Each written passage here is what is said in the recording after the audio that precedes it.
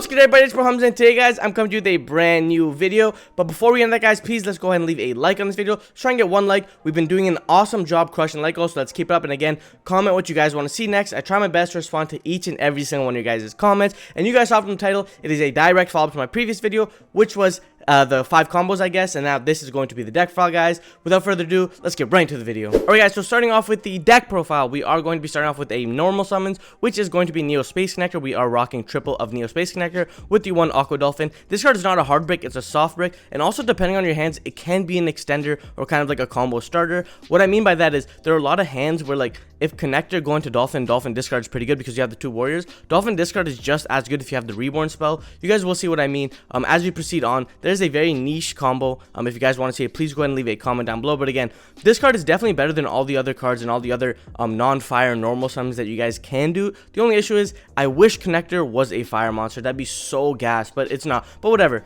So triple Connector and the 1 Aqua Dolphin, or the Aqua Dolphin like I like to say, and then moving on to the other normal summons, which are the fire monsters. It is going to be Oge. Now Oge is super gas in what he does, and specifically the reason why I say that is because when this card's normal special summon, you can mill. So again, you can mill the Quick Spell, you can mill a Fire Warrior. It's like a Armageddon on roids for this deck, and she's really good, he's really good. I don't really ever know, but Oge is just a very, very powerful card in that regard, especially because there are a lot of 1 to 2 card combos, or just 2 card combos, sorry, 2 to 3 card combos, there you go, 2 to 3 card combos that let you enable a lot of power plays. Like if you saw my comp trail, you would know that a lot of the combos revolve around opening Oge or getting into Oge. There's a really niche combo like Connector Oge in your hand, but depending on what your other cards are, you'd either go Oge or Connector, so just ignore that completely. But that's it for the normal summons, guys. 6 and 40 in my opinion is pretty good. 5 and 40 feels a little better, but just being able to see Oge, because again, you play 3 of a card because you want to see it in your deck, or in your hand, sorry, and then the 2 ofs are, I'll explain later on. But then we're playing triple Renaud. Like I said before, this card's probably the best extender in the deck. If you control a Fire Warrior monster, you can special summon this card from your hand.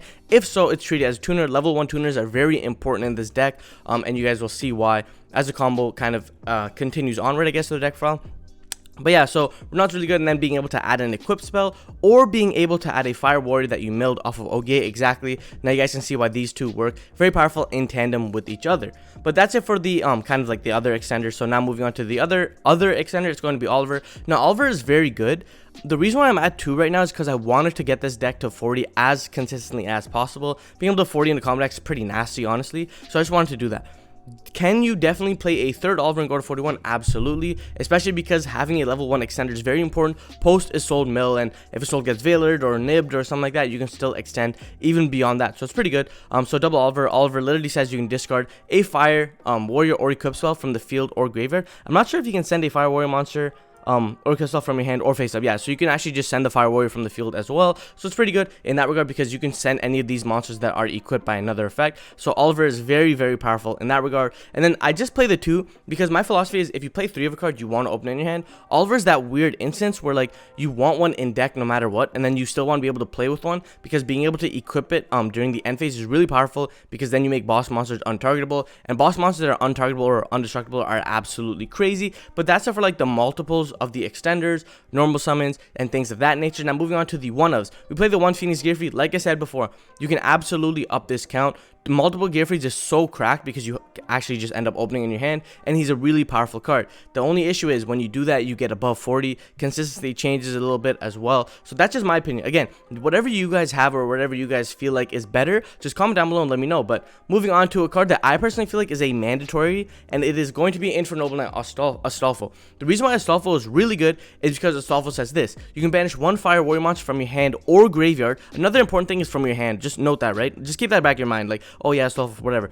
Special summon this guy from your hand. Then you can make this card's level become the level of the banished monster. Now that's the main effect that we're doing. Not only is Astolfo a special summon, but Astolfo can also manipulate their own level and basically get into kind of like a really nice extender play where you can almost okay, a funny thing is you can banish Gearfried, and then Astolfo can be a 9, and then you can just use this card to get into like a Baron. Alternatively, you can use Astolfo to banish an Oliver, banish an Oge, and become a 4, which is even better. So Astolfo being any of the missing pieces is very crucial, and that's why I was saying that it is very important to have a card like this where it's a non-tuner extender, so it's really powerful in that regard. And then Astolfo does have a hidden effect where they say you can banish this card from your graveyard, special summon this banish card during your second standby phase after this effect's activation. Then you can special summon one of your Fire Warrior monsters that is banished or in your graveyard. So again, you can only use each effect of Astolfo once per duel. Now, the first effect once per duel is kind of crazy. Second effect makes sense because it's got one of those OP reborn effects, but that isn't one of those hidden effects that, again, like I said before, I will be talking about the hidden effects. Now, these cards are really OP because they have secret abilities, and this being a really powerful secret ability is really nice, especially because Infernoble is a hard deck to get OTK'd because you make these weird Megazoid monsters that are like untargetable, indestructible, can't be destroyed by battle, 5 million attack. So Astolfo being able to reborn those cards and continue play is really good. Then we played the one Maugus. Now, if you guys know, Maugus says when he's sent to the graveyard, by card effect, no, if you just send to the graveyard, you can shuffle 3 of your Fire Warrior and or Noble Arm cards that are banished in your graveyard and draw 1 card. Unique effect about this is it is cost to shuffle. So if they DD Crow, if they Keldo shuffle back, if they do anything, Maugus will be able to still resolve because Maugus is in the graveyard. So they have to interact with Maugus itself as opposed to the cards he is shuffling back. So it's really OP effect in that regard. It's pretty nasty, honestly. And then the new cards, we are playing the one Infernoble Knight, Richardetto. Richardetto has the effect where you can banish this card from your hand or graveyard, plus on 1 level 4 or lower Fire Warrior monster from your hand as a tuner. That's another important thing to note because if this card is milled, if you open this card and you send it to the graveyard, you can still continue playing because the monster you summon from your hand is the tuner. It's really good. Ideally, you'd want to summon like the level 4's non-tuners, because then they become tuners, then you're level 1s, but you get it. But then the main effect is this card. If this card is normal special summon, target 1 level 4 lower Fire Warrior monster in your graveyard, special summon it, also your warrior locked for the rest of the turn, and then you can only use 1 effect per turn, only once that turn. So makes sense, right? Why would you be able to normal summon, special summon a monster, and then banish this card and continue playing? I don't know why the new cards would have effects like that. It doesn't make sense, right? But then moving on to the other card is Infernoble Knight Turpin. Now, Turpin, again, is very unique, like Richardetto, where these are much needed extenders. Sorry, I don't know what was going on, but this card says this: while this card is an equip card, the equipped monster can be treated as a tuner monster if used as synchro material. Hidden ability, remember that. If you equip it to Oge, Oge can become a tuner. It's one of those secret abilities, like I said before. You can only use each of the following effects once per turn. If you control an equip card, equip it, and then you can special summon this card from your hand or graveyard, but banish it when it's from the graveyard. So like it showed in my combos previously, you can summon this card, and then if this card is in your graveyard, target 1 warrior monster you equip that target. So again, Oge has the effect where when Oge is equipped to a monster, cannot be destroyed by card effects. This is cannot be targeted. This cannot be destroyed by battle. This is it is treated as a tuner. So just know it.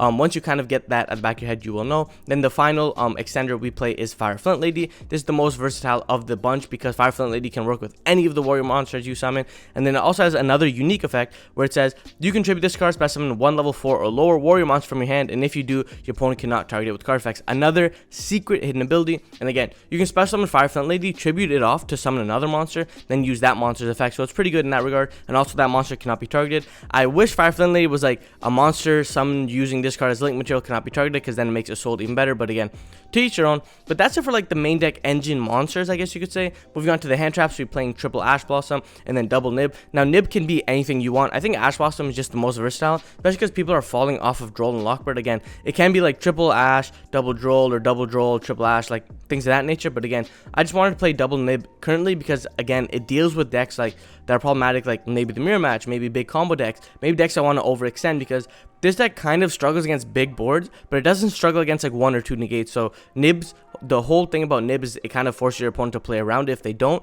If they don't, you nuke their board and just OTK them. So that's it for the monsters, guys. We're rocking 23 monsters. Now moving on to the spell cards, guys. We are playing triple Infernoble Arms Zerndal. Now this card's really OP, especially when you go second. But the main effect is you can target a monster, equip it, and then you can add one level 5 or lower Fire Warrior monster from your deck to your hand, then destroy this card. So that's the main effect. You're going to be rotating for a level 5 or lower, which is almost any monster in your deck. And then on top of that, this card has another secret effect. Like I said before, the secret effects are really good. This card is sent to the graveyard because the equipped monster was sent there. You can target 1 level 5 or lower Fire Warrior monster in your graveyard, special summon it, then you're warrior locked. You can only use 1 effect and only 1 blah blah whatever, right? So Zerndal is really good because it's a Rota, and if you think about it, Zerndal gives you access to all sorts of these extenders, which is why you only want to play 2, which is why you only want to play 1. You guys are probably like, man, why is he only playing 1 Fire Flint Lady? What's wrong with this guy? But the reason is there's actually something wrong with you because you didn't watch the rest of my video. Zerndal can search Fire Flint Lady, can search Renaud, can search Oliver, things of that nature, can search Astolfo, Richardetto, Turpin, can search anything, so it's really good. Then we played the one Joyeuse. So Joyeuse has the effect where you can target 1 Fire Warrior monster in your graveyard, add it to your hand. No level restriction, so you can add back Gearfried. Pretty nice. But the main effect, and this is the effect that we use for more, if this card is sent to the graveyard because it was equipped and the monster is sent to the graveyard, that's on one fire warrior monster from your hand. No restrictions, no level restrictions. You can summon out graveyard from your hand, you can keep playing. It's pretty crazy. There's also a bunch of unique combo lines, like I stated before, where you add this card and then you link it off and then use Rich or Dead or something from your hand. So it's pretty nice in that regard. And then the one All Mace says when the equip monster, blah blah, you can equip one Infernoble Arms equip spell from your deck or graveyard, except it to an appropriate monster. Hidden effect alert: this card can equip from deck or graveyard, meaning that if you end up opening or milling weird cards, you can use this effect to grab a Joyous, to grab whatever from your graveyard and re-equip it to another monster. It doesn't have to be the exact monster. Like I showed, like my Gearfried combo, I believe, when you play around Nibiru, then you can destroy this card. And then another cool effect is if this card is equipped and sent to the graveyard because the equipped monster was sent to the graveyard, target one of your fire warrior monsters that is banished or in your graveyard, very similar to Renaud in that regard, and you can go ahead and add it to your hand, which is how we manipulate our grave to get Gearfried if we don't already have it. And then Divine Sword, I don't even need to speak about Divine Sword. This card is absolutely crazy. We're not even abusing it like they used to with like DDRs and stuff, but this card is still absolutely crazy. They were playing triple heritage of the Chalice. Oh yeah, so we are just playing 4 equips in this deck,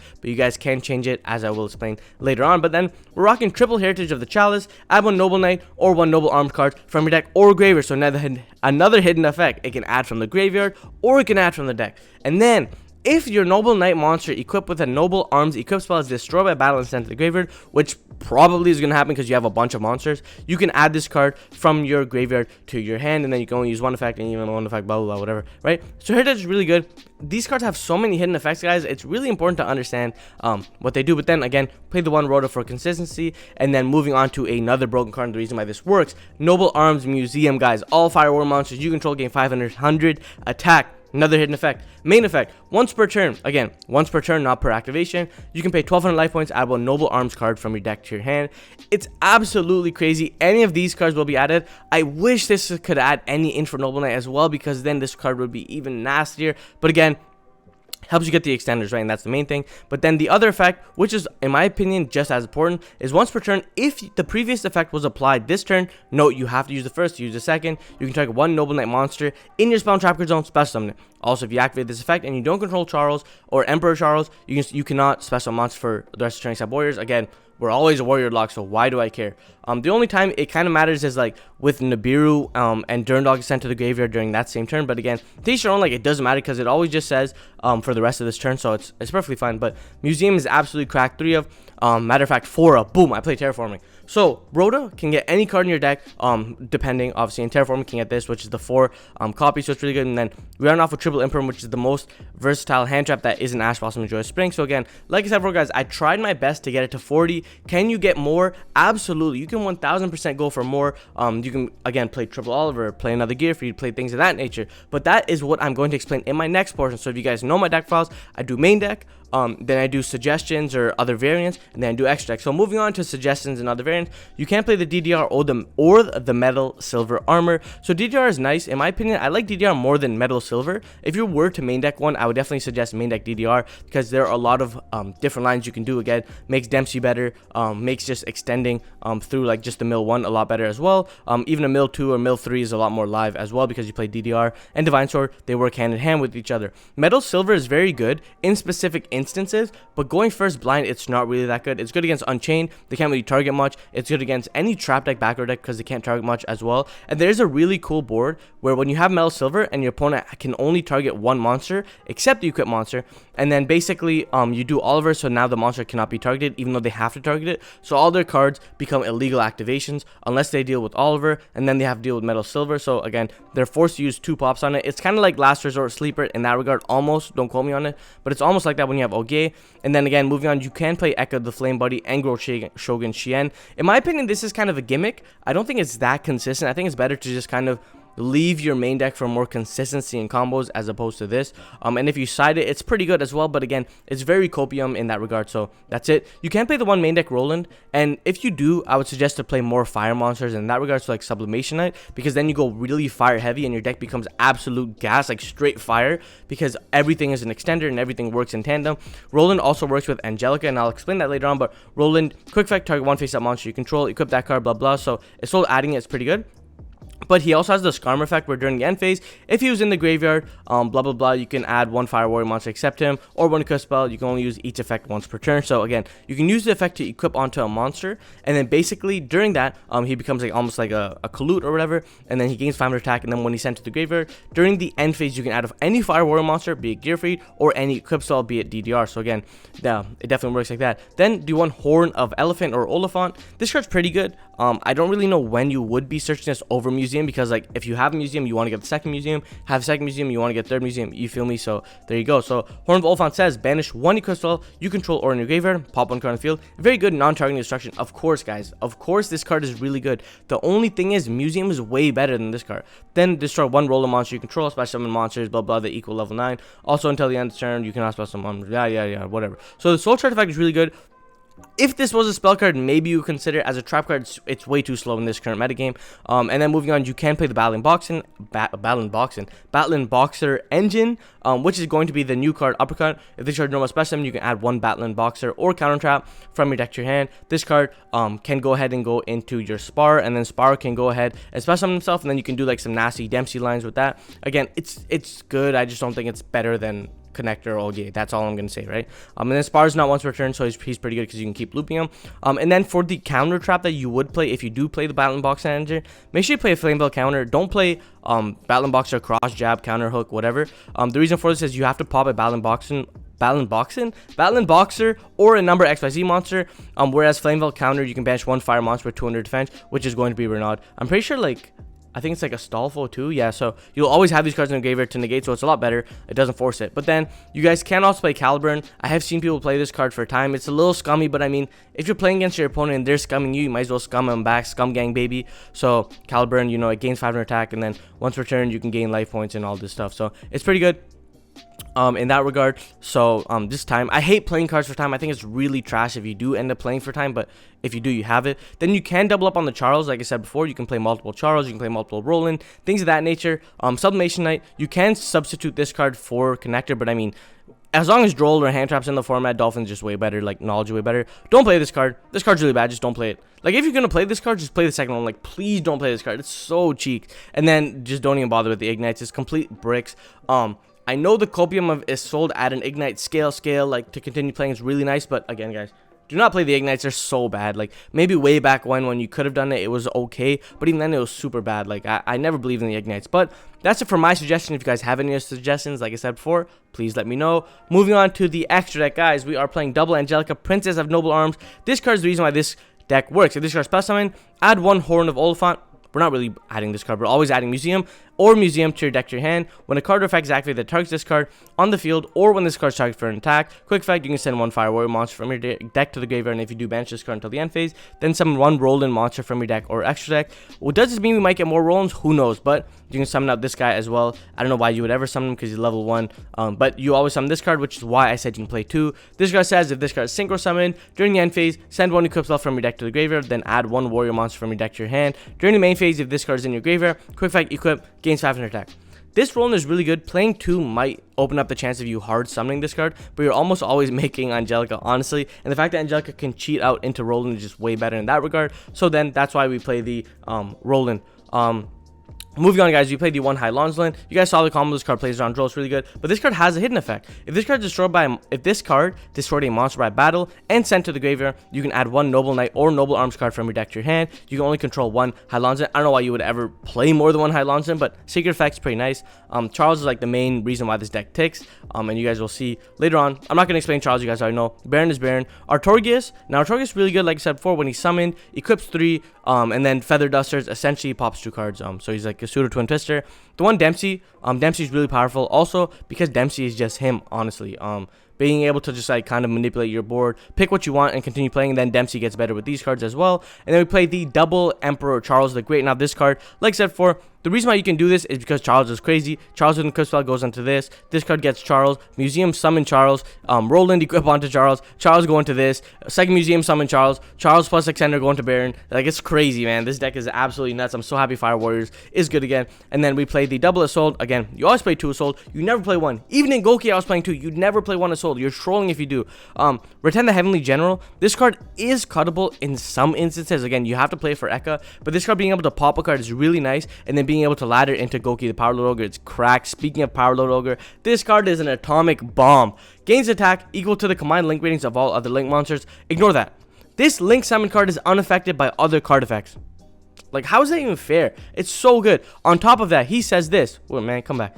He says this. You contribute 1 Goki Link monster, including himself, to cards on the field up to its Link rating, and destroy them. You can only use this effect of Goki, the Power Load Ogre, once per turn. Again, the main reason why people play this card is under skill drain. You summon Power Load Ogre, you tribute him, you pop 4 of those cards. You pop 4. That's crazy. Any 4 cards. And then on top, you play Ferocious Flame Swordsman, generic Link fodder, things of that nature. You guys can manipulate him, cut him if you want.